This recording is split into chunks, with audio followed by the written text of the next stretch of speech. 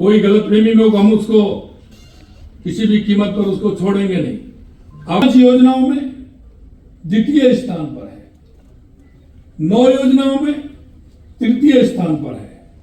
ये हमारी सरकार की प्रतिबद्धता, मेहनत और जनता के विश्वास का परिणाम है। जहां पहले योजनाएं फाइलों में दब जाती थी, वहीं हमने उन योजनाओं को जमीन पर उतारा और सीधे जनता तक उनका लाभ पहुंचाया है। राजस्थान जैसे प्रदेश में जल का महत्व है, आप सभी जानते हैं, वह किसी से छुपा नहीं है। लेकिन प्रदेश में गत कांग्रेस सरकार ने इस पर केवल राजनीति करने या घोटाले करने का काम किया और उन्होंने लटकाने और अटकाने का काम किया। उन्होंने ईआरसीपी जैसी महत्वाकांक्षी परियोजना को भी अटकाए रखा।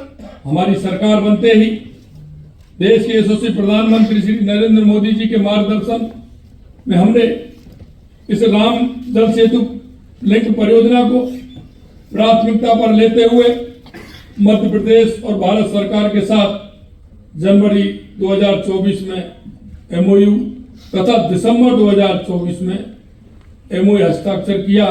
इस परियोजना को तेजी से धरातल पर उतारने के लिए 26,000 करोड़ रुपए के कार्यादेश जारी कर दिए गए हैं।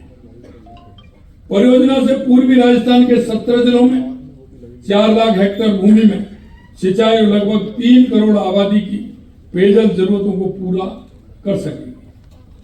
इसी तरह से यमुना जल हमारे शेखावाटी, चूरू, झुंझुनू एवं सीकर जिलों को जल उपलब्ध करवाने के लिए फरवरी 2024 में हरियाणा से एमओयू किया। अब तक उसकी परियोजना की डीपीआर काम तेजी से हो रहा है।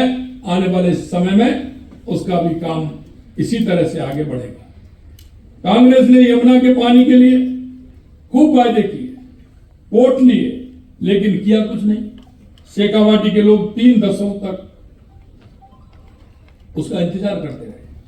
यशस्वी प्रधानमंत्री नरेंद्र मोदी जी ने जल जीवन मिशन के जरिए हर घर नल से जल पहुंचाने की एक महत्वाकांक्षी योजना प्रारंभ की, लेकिन प्रदेश में गत सरकार ने योजना को भ्रष्टाचार का अड्डा बना दिया। पेयजल पाइपलाइन से लेकर टेंडरों तक हर स्तर पर अनियमितताएं और कमीशनखोरी से गांव ढाणी के गरीब तक साफ पानी पहुंचने में बड़ी बाधा खड़ी की, जबकि बजट खर्च हुआ पर लाभार्थी ठगा गया था। हमने कहा था कि भ्रष्टाचार करने वाली मछलियां ही नहीं बल्कि मगरमच्छ भी पकड़े जाएंगे। पकड़े भी गए हैं, जेल भी गए हैं, अपने किए की सजा भी भुगत रहे हैं। और आगे भी हमने कहा